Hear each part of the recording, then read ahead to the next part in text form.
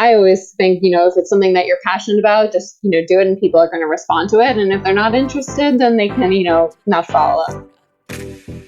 This is Debbie, and welcome to another episode of The Offbeat Life, where I speak to inspiring individuals who ditched the norm to become location independent. We'll learn how to create sustainable laptop lifestyles from the experts that will help us achieve freedom from our 9-to-5. Hey friend, is your lack of remote skills stopping you from taking the leap to land an online gig or start an online business? Or maybe you feel overwhelmed and think to yourself, what the hell am I doing? Believe me, I know exactly how you feel. There's been so many times in the past where I wish I had someone walk me step by step, letting me know if I was doing the right thing and that I wasn't crazy. I really believe that you have the potential to turn your ideas into reality and create a freedom lifestyle. But you do need a plan that will ensure your success right from the beginning. That's why I'm so happy to say that I will be launching a membership club that will not only allow you to learn valuable skills that will help you land the perfect remote jobs, but also get support from experts who will help you reach your goals. If you want to achieve incredible things and be part of a supportive community that can help you thrive, go to theoffbeatlife.com/membership for more details. On this week's episode, I speak with Jessica, who is the founder of Cheat Day Eats and Your Room Service, which highlights the food and travel that she has photographed all over the world. In just over 5 years, Jessica has built an audience that reaches over 3 million on a weekly basis through her organic feeds that are showcasing her personal experiences. Not only is she passionate about her brand, but she's also dedicated in helping other brands, businesses, and destinations grow. So listen on to find out how Jessica uses her passion for food to become a successful food vlogger. Hey everyone, thank you so much for joining us. I'm so excited to be here with Jessica. Hey Jessica, how are you? Good, Debbie. How are you? I am wonderful. So can you tell us a little bit more about you and why you live an offbeat life? Yes, I'm excited to tell you guys about it. So I'm Jessica. I run Cheat Day Eats and Your Room Service and Hot Buns Club. So I have 3 social media channels where I cover food and travel, lifestyle, fitness, everything in between, all kind of centering around me and my love of food and photography. Well, you have a really interesting brand because you are this incredibly beautiful girl and you are not afraid to eat, right? And I think for a lot of people, they think that if they are going to be in this industry, like it's all about working out, but you're like, no, you can also enjoy amazing food for yourself. Yeah, I think actually one of the things that I've been really passionate about always was fitness. So the name Cheat Day Eats lends itself to that, that fitness world. And so it's kind of funny, when I started the account, I was all food, and now I've integrated myself, and I get a lot of questions like, oh, you don't eat that, or how do you eat that and stay fit? So that's been 2020 goals, definitely like kind of answering those questions even more. And we started answering them, but I find that I'm answering that question a lot. So it's definitely something people are interested in. And I find that a lot of people are like myself a few years back, or are afraid to have these indulgent meals. They think that it sets them back. And it's all about balance for me. So I love to kind of educate like what I do on my daily routine, and how I'm all about, fitting in these indulgent foods and being able to balance it. Well, the fact that your name is Cheat, for Cheat Day Eats, that says a lot about it, because this is not the type of food that obviously you eat every single day. Otherwise, you won't be healthy at all, Exactly. But I love the fact that you really promote this. Like, you don't have to have anything lacking, and there has to be a balance in your life. And it's not just about all healthy, and you can indulge yourself like you're showing us, right? And if you do it the right way. Right. And what's really interesting is that when I came out of college and I became a personal trainer, and I was super into health and fitness. And I always would have this one cheat day. And that was what inspired my page in the first place. And as my account grew and I was having more of these, I wouldn't say unhealthy, like indulgent meals more often, I was really nervous. I was like, how am I going to do this and stay fit? And it was all about my mindset and changing from having this huge meal or meals on my cheat day and being able to have a few bites of, a few different dishes while I'm out at the restaurant. And if I'm full, I need to stop. And I could do that 2 or 3 days a week and be able to indulge in these dishes, but not go overboard. So it's funny how that I'm actually having more cheat days, but I'm actually being healthier about it because I'm listening more to my body. Absolutely. And you talked about this, about how people are asking you these questions now and how you can actually create this balance and still look the way you do, Jess, because obviously you're this gorgeous person Thank you. and you're in the public eye, right? And a lot of people will comment on that. It's like, no, you're not really eating this. It's not true. How do you usually handle when things like that are thrown in your way, when people are really, they don't believe you, or there's like a backlash to certain things, because that will happen, right? Because you have a ton of followers who are really there to look at everything that you do. Yeah, and I think that I am very proud to say that I have a very positive community. But when people do ask me, I do think it's coming from like a place of like genuine, like, how is this happening? There's no way she's eating all those dishes. And I do want to be clear that a lot of times I'm at a restaurant and I'll be with maybe a few people and we each take a turn taking a photo and there might be a few dishes on the table. And I did actually take, a bite or two of each, or maybe I did finish one of the dishes, but that doesn't mean I finished everything on the table.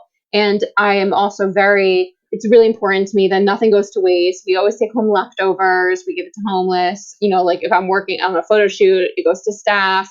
So I think it's really important for people to know the backstory. And a lot of times, I do BTS in my stories, but, they might miss that at that time. So I always will take the time out of my day to answer the people who are commenting on my post or stories, whether it be a DM. Like I will spend 5-10 minutes and answer all these questions because I think it's really important for people to realize that, one, I'm not having, finishing 15 dishes by myself. I'm with a group of friends. Nothing is wasted.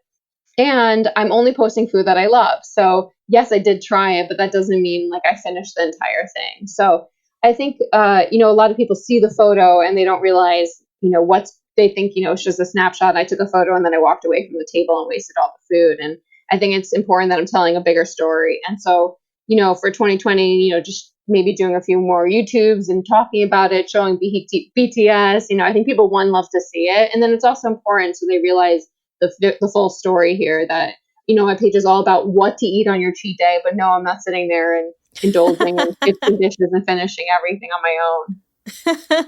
Well, at the end of the day, we all have to realize that this is part of your business. It's part of your work. And obviously, in order for you to create these incredible content, you have to use the props, right? And your prop is food, really good looking food and really tasteful food. And I think a lot of people think that most of these things are really reality, and obviously part of it is, but not everything. And it's, it's business at the end of the day. It's part of your, as an entrepreneur, this is what you do. Right. And it is for me, that when I sit down at a restaurant, it's like I want to order, a few dishes, and probably more than I would if I was just, going out to dine, because for me, I'm showcasing the restaurant to my audience. So the more that I order, I could taste different things and have a better sense of what the restaurant offers besides offering,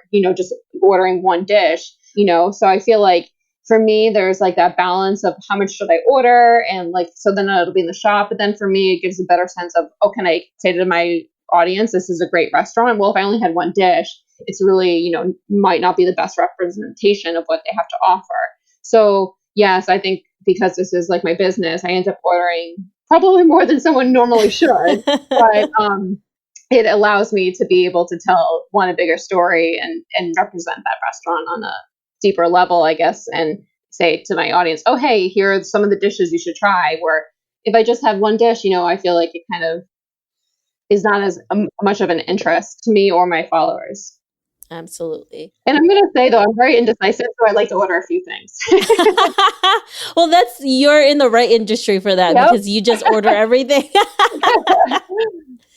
Now, let's go back to when you started, right? Because obviously you didn't think that this was going to be what you were going to do as a career, as a business. I don't think most of us who started in our industry knew that this was going to happen.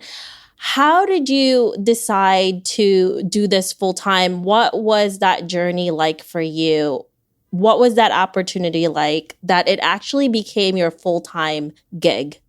Yeah, it's really quite funny because I was going to school to become a high school math teacher. And so what's kind of, this is going back, like I'm kind of dating myself, but like 12 years ago. So I when I started my account, I was actually a high school math teacher for a few years at this point. And I was like, wow, there's this community of people who are just as obsessed with food and travel as I am. And like, I was like person in my friend group who like was the weird one taking photos of food and like, wanted to travel the world. And so I was like, I felt like I found my community. And so I started taking photos on my phone and posting them on Instagram. And my account at the time was actually called Chocolate and Cheese Please One. Yeah, it's terrible. It was like an AOL name. And about a month in, I came up with the name Cheat Day Eats. And I was like, wow, like this is perfect because it described, like I was mentioning to you, like fitness has always been a really big part of my life. And the name just like kind of put in fitness and food, and the travel aspect came, a little bit later. So yeah, what happened was that there was a great community in New York City of food photographers and food influencers. And they started having events. Restaurants really picked up pretty quickly on this and started inviting us in. My account just started to grow really quickly. And it was really exciting to me. And that's when I invested in a Sony camera and started to invest time in the art of photography and videography and learn. And I just studied and studied different YouTubes and just taught myself everything I know today. Because for me, I noticed that when I put up a great photo, I'd get more engagement. And that was really exciting to me. So from the early on, I noticed content was key. And I think that is definitely something that helped me grow. And, I know Instagram has changed a lot over the years, and it's just always staying ahead of the curve. So going back to, I was a high school math teacher. So I started my account. It started to grow. Restaurants were inviting me in. I still remember the first time I got a paid opportunity. And I was like, wow, someone's going to pay me to post on Instagram. Like, this is wild. I think it was like $150. And I was really excited. I mean, I had a full-time job at this point, but I was like, this is so crazy. I remember my first press trip. I was like, someone's sending me to the Bahamas, like because of Instagram. Like, it was just so wild to me. And what was really the thing that started to separate me and realize that, okay, this is actually something that can be a full-time job is a lot of restaurants had saw the social media following that I have grown myself and hired me to create content for them and run their social media. So I became a social media manager for 5 restaurants, I think, at the time. And so I was teaching, going to events, and running 5 social restaurants for restaurants. And it was a lot. I felt like I was living a double life, not to mention that nobody at this point knew about my account that I worked with. And I had about 250,000 followers, maybe 300,000, and no one knew about it. Not my students, not the faculty. So I really did feel like I left school and I was like this other person. And for me, like the restaurants, obviously were paying me per month.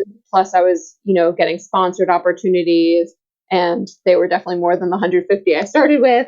So I just really started to invest and like build up and save money from what I was earning on Instagram and from being a teacher. And at the last year, which was now I've been full-time for 2.5 years, it was really hard to manage both. And my account was growing so quickly. And I was turning down deals because I was a high school math teacher. And obviously I had my plate full and I was not able to take the time that I needed during the day or take press trips because I obviously, can't just leave, and I couldn't take time off because as a teacher, you only get specific days off. And I had to turn down a trip to Australia. And that was the moment I was like, this is it. Like, I'm too passionate about this, business that I'm building. And I felt like teaching is something I can always go back to. And I have one life and I want to live it. And I'm super passionate about everything I've built. And I never felt like I doubted myself or worried. I just kind of leaped right into it. Well, you have a really incredible story because you had this life that you had built, right? You went to school for it. You have this whole career going. And then all of a sudden, just from your passions and your hobby, you were able to create this business, which is incredible and completely different from what you were doing before. Yeah. From a math teacher to now being a content creator, taking photos of incredible food, traveling all over the world. It is wild. Yeah, it's really crazy, right? Because we, growing up, we were never taught that this type of career was possible. And Exactly. For you to have created this for yourself and to actually live it, right? It's a dream come true. It is. When you finally transitioned and left that job, right, that you worked so hard to get, and you knew that there was no other way you could actually stay there because there was something that you really wanted to do, which was content creation and doing this business. What was that moment like? What was that decision like? What was your what now moment like after you finally kind of handed in your resignation letter and was like, peace out? Yeah, I mean, it was kind of like, it reminded me of the last day of high school, like when you're about to go, the last day of like senior year. Like, it was like throw my papers up in the air, like, woohoo! I just felt like, I honestly felt exhilarated because I was able to throw myself full into this business that I knew that once I was able to do that, I would just be that much more successful. I don't know. For me, I was never nervous. Now, that being said, I had a lot of things in place that made me feel safe. For example, I was going to be paid out for the rest of the summer. So I ended in June and I knew I was getting paid till, September. We had saved up enough. I was getting paid from the restaurants. We already had our summer plans in place. We ended up traveling for 2 months that summer. So it just felt like this sense of excitement and power, that I was able to actually take control over the business and really put my all in. Well, you also made sure that everything was in place. You didn't just leave No, without never. having any, thing backup plan, because I think I hear that from a few people. I just want to leave and then I'm just hoping that something sticks. And I think that you need a little bit of something. I mean, I'm not saying that that never works out, but most of the time it really doesn't unless you really plan this out accordingly. Otherwise, you're going to be going back to a day job, which there's nothing wrong with that. But if you want to make this sustainable, it has to be something that you can do in the long term. And you were really able to do that.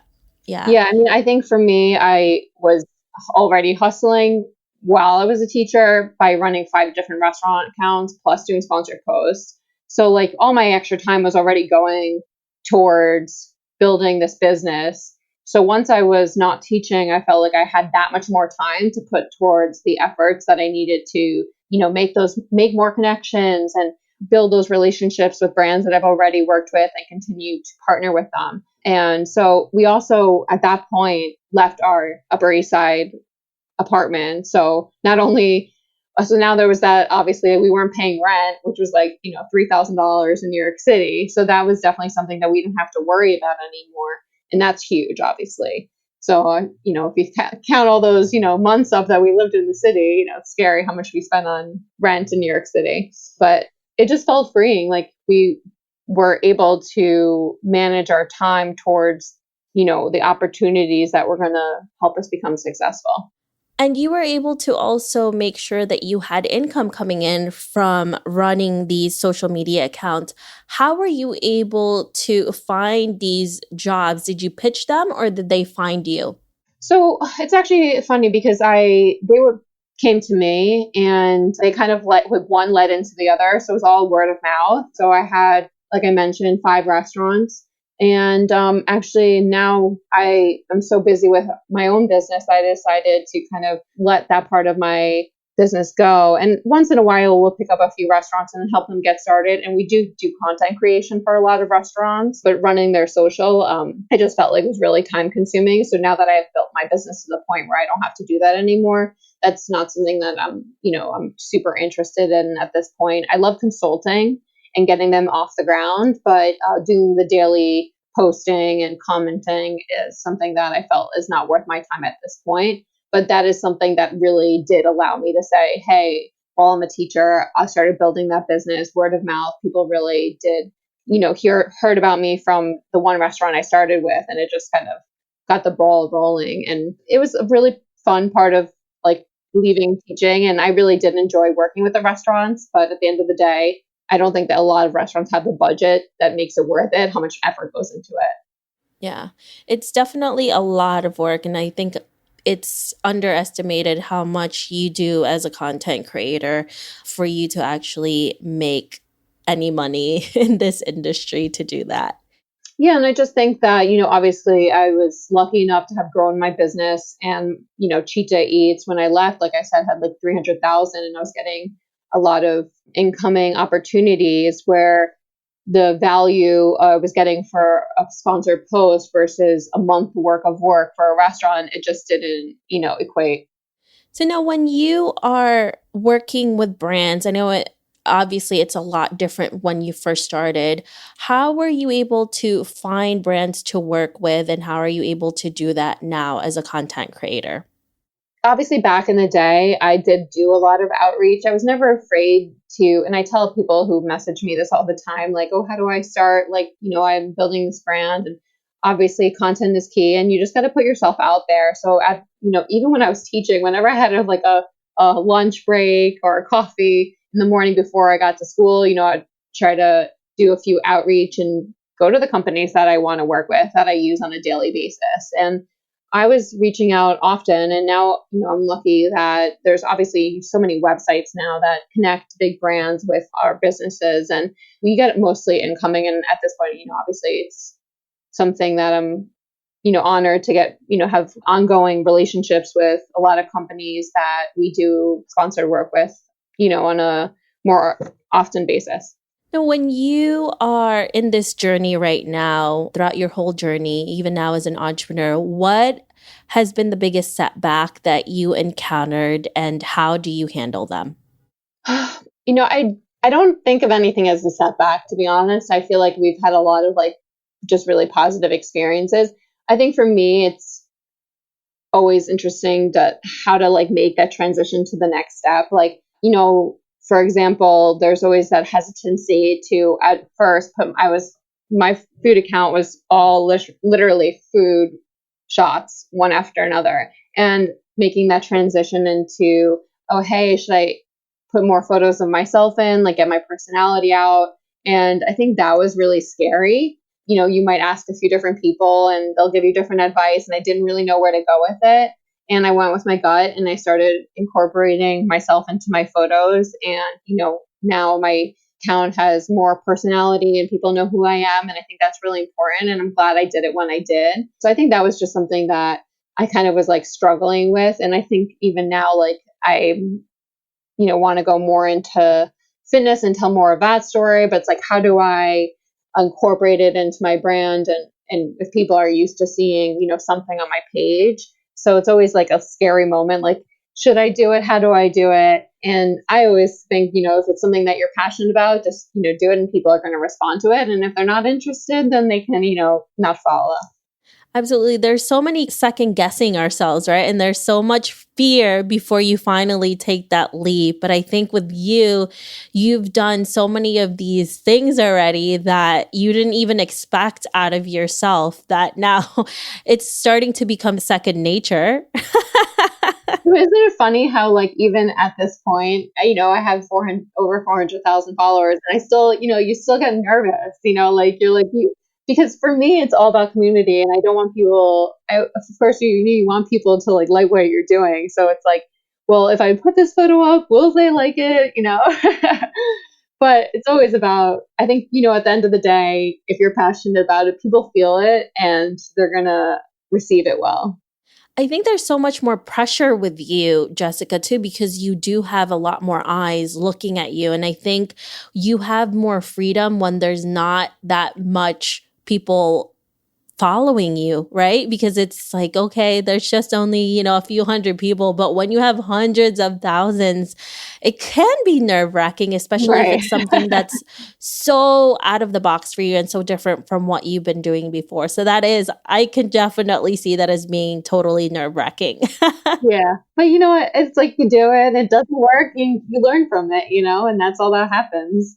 Yeah, that's your market speaking. At the end of the day, it's an Instagram post. Exactly. I think we're always panicking about Instagram, but it's great that you're able to have that mindset that it's just like, okay, if it doesn't work, then there's another one. Otherwise, you're just going to drive yourself nuts Oh, and for crazy. sure. Yeah. I mean, it's so funny, especially nowadays with the algorithm. I mean, literally, I see it going up and down. And I'm like, all right, it's like you can't stress over it too much. Otherwise, you will go crazy. Yeah, absolutely. So now when you guys first started your business full time, what did you actually save before you set off to do this business? And how were you able to budget to make that income last? So it is interesting because I run this business with Brian, my fiance, and he's my partner, and he became a part of the business actually before I left my teaching job. So in January of 2017, and then I left in June. And so we had both of our savings there, and like I said, we stopped renting in New York City. So we're going to be saving all that money every month. Plus I was getting the same amount from my teaching job till the end of the summer. So I don't have an exact number for you, but it was definitely something that we were really comfortable leaving at that point. And with the same amount that we were making, we know that we had coming in from the restaurants. Plus, we figured we'd be getting at least, 2 sponsored posts per month. So we kind of figured it out in that sense. So I don't have an exact number for you, but something that we were feeling very comfortable with, at least for, a few months.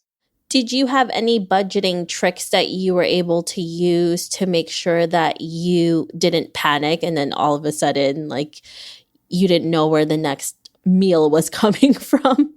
Well, I think like I said, it's for me, the restaurant income was key because it was consistent. So consistent money coming in every single month was, the cushion that I needed, considering the fact that obviously with sponsor posts that you don't know when that's coming. And for me, I just kept outreaching to restaurants, and we were getting a lot of incoming as well at this point, which was obviously why we felt comfortable leaving. But obviously now we were a 2-person team, so we had that much more power to be able to, continue like the work that we were doing in business. And obviously both of our savings went into it. And now like I said, it's like we left our New York City apartment. So that was $3,000 that we would not have to, put towards something every single month. And we were able to basically save that. Yeah, it's incredible how people will listen to this, Jess, and they'll think $3,000 a month. That's a mortgage for a lot of people for a really big house in other areas. In New York, that's just an apartment. Yeah. And honestly, that's a huge amount. And I was thinking about how much we spend on this apartment. It's kind of crazy. But like every single month, I don't have to pay rent because we live upstate in a house. And it's really, something that we have that we could put towards, savings. And every month, that's something that we knew that we were going to have, left over now instead of putting towards an apartment. Let's fast forward to 50 years from now and you're looking back at your life. What legacy what legacy would you like to leave and what do you want to be remembered for? Oh my gosh, that's such a big question. For me, it really is just all about the community. And I'd love to continue building my business into something big and really just be able to reach more people and tell my story and make people feel more comfortable about having, indulgent meals and loving food and going to all these beautiful destinations and connecting with the people. I know we didn't really get a chance to talk that much about travel, but it's something I'm so passionate about because when we go to a destination and we eat the cuisine and you just taste the culture. And I think it's one of the stories that I love to tell the most, because when you go there and you see the people in the kitchen and you see their passion, and I love telling that story. And I just feel like there's a whole world out there. And I hope to inspire people to travel and to eat and to connect and, just have that love over food and meeting people all over the world and seeing what they do and their passions also. Well, it's a great combination that you have is eating and travel, and you were able to make money doing this, which is really amazing. And it's a dream come true for you, obviously, and for so many people who are looking and listening to your story.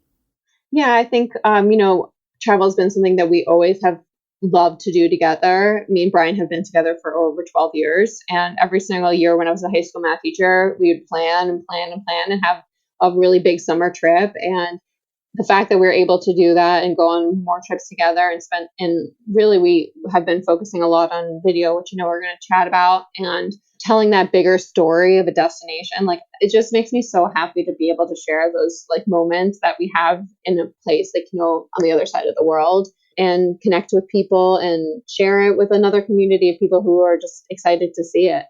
Absolutely. And I think that's a huge thing is that we really look at you for inspiration when we want to travel and experience. And I think you're right. A huge part of experiencing a culture is through their food and tasting it, right?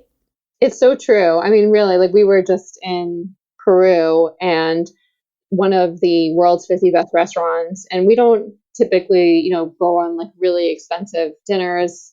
Like we'll usually do more casual stuff. And this experience was so amazing. And the chef came out and he was so casual, and you could just see his passion and just the way the kitchen works. And I don't know, there's just something about being in that situation and feeling the energy and the love and the passion that comes from the chef and the kitchen.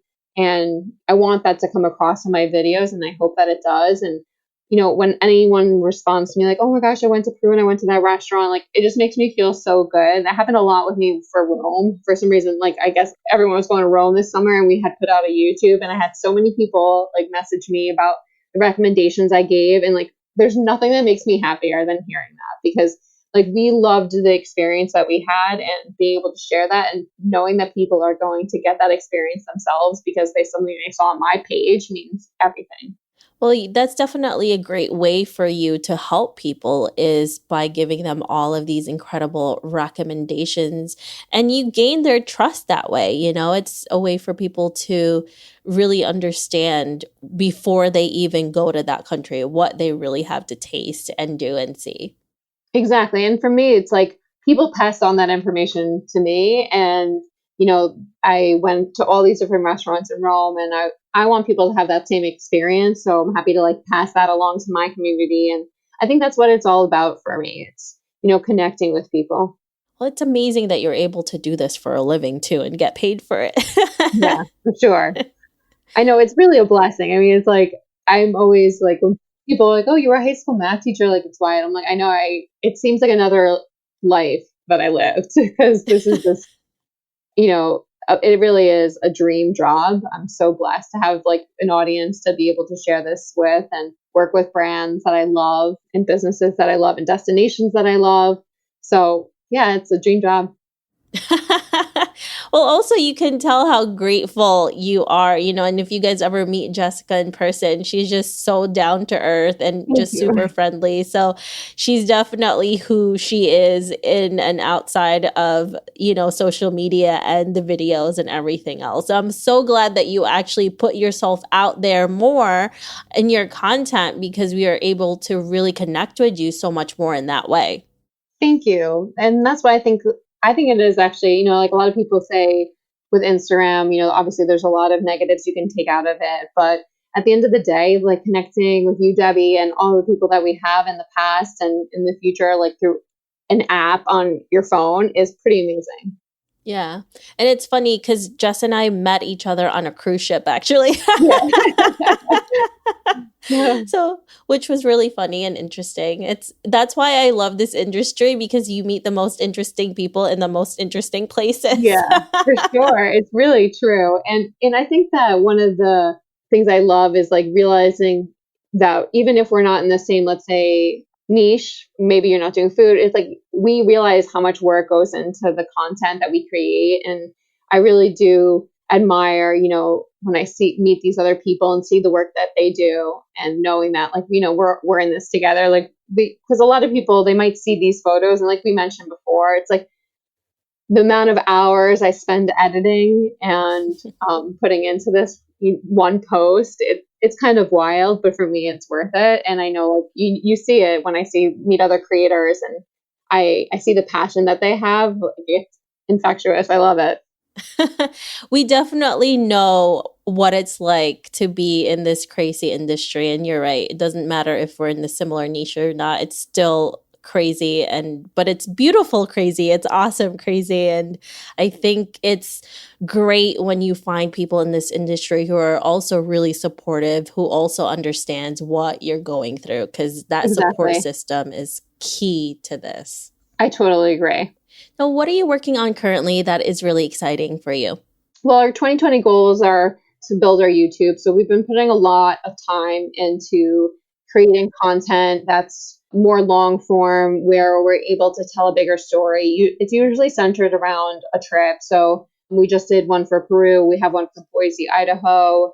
And for us, it's something I'm really excited about, just because, obviously I show up a lot on my Instagram, but I think that with YouTube, you're able to kind of play a different role. So I'll be like, the host of my channel in a sense. And I'm taking people around to different restaurants and giving travel tips. So we went to Machu Picchu, and we were able to talk about, which trail to take. We went to Boise, Idaho. We did the balloon classic. So we did the hot air balloon for the first time. And so being able to kind of host my own little Cheetah Eats channel on YouTube is like a really big goal of mine. So I'm glad that we've, put a lot of effort into it in 2019 already. And that's something I'm going to continue to do for 2020. And let's not underestimate how much work Jess and her fiance are doing to give you all of that content, by the way. And they give such incredible content to you. And we're also going to be talking about how to create video content to successfully market your business for the extended interview. So make sure you tune in for that as well. So Jess, if our listeners want to know more about you, where can they find you? So you can find me at Cheat Day Eats on all social media channels: Instagram, Facebook, Twitter, TikTok, and YouTube. Perfect. That's going to be easy for us. That was a great way to do it. Thank you so much for being here, Jess. We really appreciate it. Thanks, guys. I hope you enjoyed this interview with Jessica. Make sure to visit theoffbeatlife.com. Again, that's theoffbeatlife.com to get the extended interview where she shares how to use video content creation to successfully market your business. Hey friend, have you been wanting to start a podcast? I know it can be overwhelming in the beginning. Believe me, I have been there.